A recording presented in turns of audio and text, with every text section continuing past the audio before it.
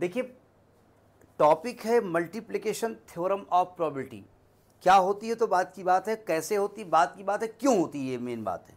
ठीक है, अगर किसी भी सैंपल स्पेस में दो इवेंट एक साथ हो रही हैं तो वहाँ पर मल्टीप्लिकेशन थ्योरम का इस्तेमाल करना पड़ता है। यानी two events occur simultaneously then we use multiplication. आप कहेंगे कि टू इवेंट्स ऑकर साइमल्टेनियसली तो हम मल्टीप्लिकेशन थ्योरम का इस्तेमाल करते हैं। ठीक है, और मल्टीप्लिकेशन थ्योरम को कैसे लिखा जाता है तो होता क्या है कि जैसे आपकी ई और एफ दो इवेंट एक साथ हो रही हैं, एक साथ हो रही मतलब हो सकता है एक के बाद एक हो। जैसे हमको किसी भी फंक्शन में दो लोगों को इनवाइट करना है तो हमने रोहन को इनवाइट किया एंड यश को इनवाइट किया, एक साथ इनवाइट किया या रोहन को बैठाल दिया फिर यश को बैठाल दिया, दो बातें अलग अलग हो सकती हैं। ठीक है, तो जब साइमल्टेनियसली हो जाएगा तो इन दोनों के होने की मतलब प्रोबेबिलिटी ऑफ हैपनिंग बोथ को कहा जाता है probability of E intersection F. या तो ऐसे लिखते हैं या प्रोबेबिलिटी ऑफ ई एफ लिख दिया जाता है। हमने आपको बताया था अभी थोड़ी देर पहले एक टॉपिक में कि यूनियन का मतलब सम होता है, इंटरसेक्शन मतलब इनटू होता है। तो ई इंटरसेक्शन एफ लिख दिया जाए या प्रोबेबिलिटी ऑफ ई एफ लिख दिया जाए, तो दोनों इस तरीके से लिखे जाते हैं। समझ में बात नहीं आई? तो मैं एक एग्जाम्पल लेता हूँ, जरा समझिएगा एग्जाम्पल की। कहाँ है दो घटनाएं एक साथ हो रही हैं।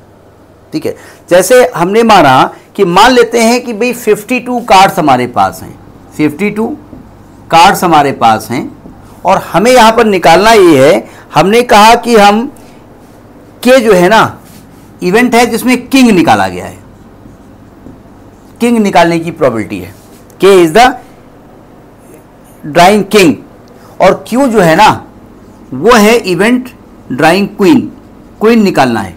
ठीक है, और आप चाहते हैं कि प्रोबेबिलिटी निकालिए कि के एंड क्यू बोथ दोनों हमें निकालना है। तो इसका मतलब दोनों एक साथ निकालना है ना।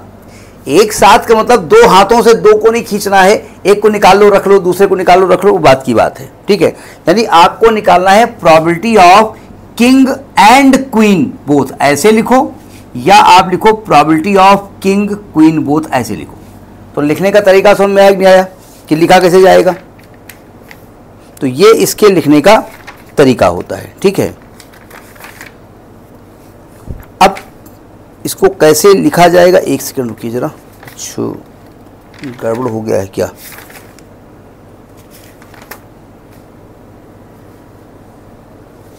अब इसको निकाला कैसे जाए दर देखो ध्यान से। आपको के इंटरसेक्शन क्यू निकालना है तो हमने एक चीज पढ़ी, इसको नोट कर लिया ना। अब इसको निकालने के पहले कुछ इसको निकालने का तरीका समझें। ठीक है, अब किंग और क्वीन एक साथ तो निकालोगे नहीं दोनों हाथों से। अब एक हाथ से गड्डी पकड़ोगे, एक हाथ से क्या करोगे भाई? या तो गड्डी रोहन को पकड़ा देंगे, वैसे दोनों हाथों से खींचेंगे, क्यों भाई? तो हम एक काम जानते हैं कि अगर probability of E upon F होता है तो फॉर्मूला होता है probability of E intersection F upon probability of F, ये होता है, हम जानते हैं। तो अगर क्रॉस मल्टीप्लाई कर दें तो आएगा probability of E intersection F is equal to probability of F into probability of E when F already happened. Language समझ में नहीं आई? तो जबकि शर्त क्या है कि प्रोबेबिलिटी ऑफ एफ जीरो नहीं होना चाहिए, यानी ये इम्पॉसिबल प्रोबेबिलिटी ना हो, इम्पॉसिबल इवेंट ना हो। ठीक है, या इसको उल्टा भी लिखा जा सकता है, इसको उल्टा भी लिखा जा सकता है। ठीक है, तो अब इसको कैसे निकालेंगे? देखो, हमने प्रोबेबिलिटी ऑफ किंग निकाला। किंग निकालने की प्रोबेबिलिटी क्या होती है? किंग कितने होते हैं? 4। तो 4 में से एक किंग, ये भाई फॉर्मूला होता है number of event upon number of sample space. क्यों? Number of event upon number of sample space. तो नंबर ऑफ इवेंट कितना हो गया? 4।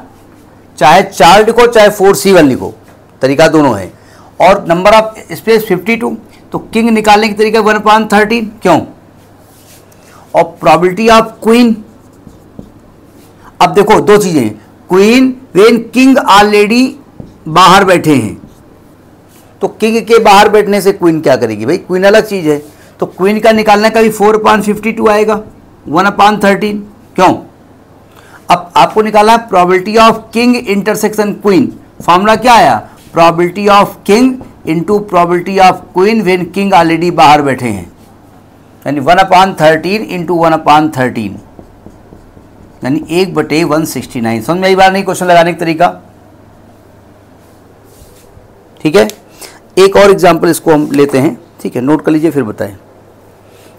इसको मल्टीप्लिकेशन थ्योरम ऑफ प्रोबेबिलिटी कहा जाता है, जो लिखने का तरीका है इसको मल्टीप्लिकेशन थ्योरम ऑफ प्रोबेबिलिटी कहा जाता है। ठीक है, ये भी हो सकता है कि पहले क्वीन निकालें, बाद में किंग को कहें चलो भैया रानी बाहर बैठी हैं, बुला रही हैं, बहुत गुस्सा हो जाएंगी, तो किंग साहब दौड़ के आ जाएं। नोट कर लिया ना? अब जैसे मैं एक और एग्जाम्पल इसमें लेता हूं, मैंने कहा एक एग्जाम्पल लेता हूं, थ्योरी नहीं लिख रहा हूं कि उसको मैं डिक्टेट नहीं कर रहा हूं, मैं बता रहा हूं। एक बैग है हमारे पास, एक अर्न है, अब अर्न कैसा भी हो सकता है, फिलहाल ऐसे बैग टाइप बना लेते हैं, और कहते हैं earn contain 10 black and 5 white balls. इसमें 10 ब्लैक बॉल हैं और 5 वाइट बॉल हैं। कुल कितनी बॉल्स हैं? 15 बॉल्स हैं, है ना? From the earn one after another without replacement. सावधान, क्वेश्चन क्या कह रहा है? One after other without replacement ball निकाली गई हैं। नहीं समझे? मतलब एक के बाद एक बॉल निकाली गई, लेकिन कहा गया क्या? Without replacement.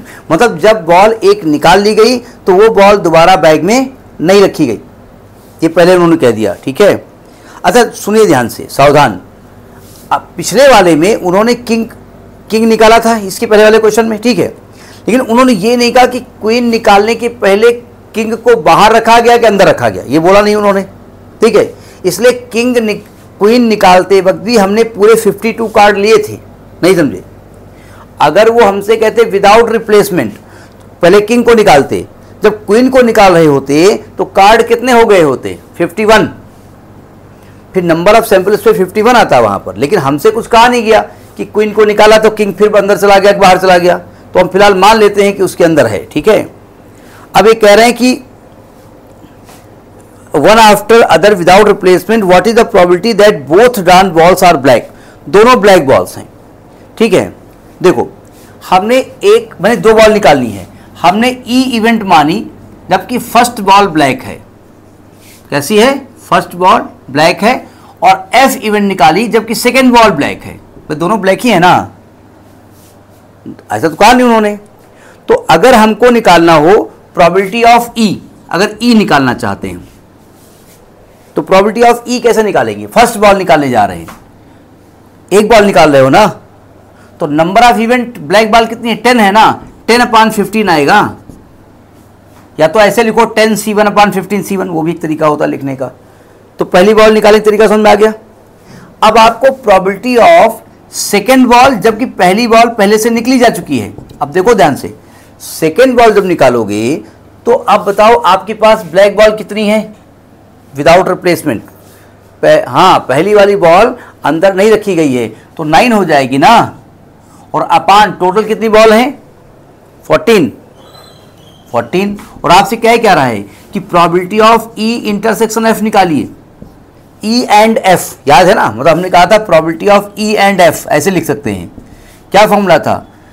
Probability of E into probability of F and E already happened. या तो ऐसे लिखो या उल्टा लिखो, कोई दिक्कत नहीं है। ठीक है, इसका मतलब ये आ जाएगा 10/15 इंटू 9/14। काट पीट करो, 5 दूनी 10, 5 तिया 15, 3 त्रिका 9, 2 7 14, 3/7 आएगा। समझ में बात आई कि नहीं आई? अच्छा, अगर ये 3 इवेंट होती तब क्या करते? लिखते कैसे? नोट करिए ना इसको। अगर मान लिया यहां पर 3 इवेंट होती और 3 को कहा जाता साइमल्टेनियसली होने की प्रोबेबिलिटी निकाली, तो भैया कार्ड निकालते, बॉल निकालते, एक एक करके निकालते ना, तीनों थोड़े पकड़ाते, 3 हाथ थोड़े आपके हैं। क्यों? तो अगर 3 इवेंट्स हों, हम मान लें कि मान लेते हैं ई एफ जी, ये 3 इवेंट्स हैं, 3 इवेंट्स हैं और हैपनिंग साइमल्टेनियसली, और आपको निकालना है probability of E intersection F intersection G, या इसको ऐसे लिख दो probability of E F G, ना कॉमा ना इनटू, वो अंडरस्टूड है, वो इंटरसेक्शन लगा हुआ है, ठीक है।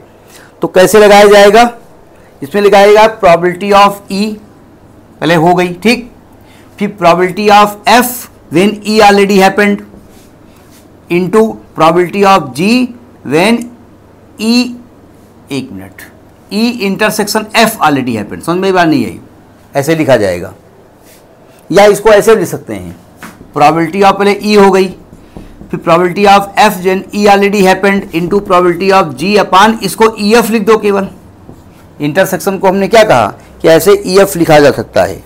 समझ में बात आ गई नहीं आ गई? तो ये भी एक तरीका होता है, नोट करिए।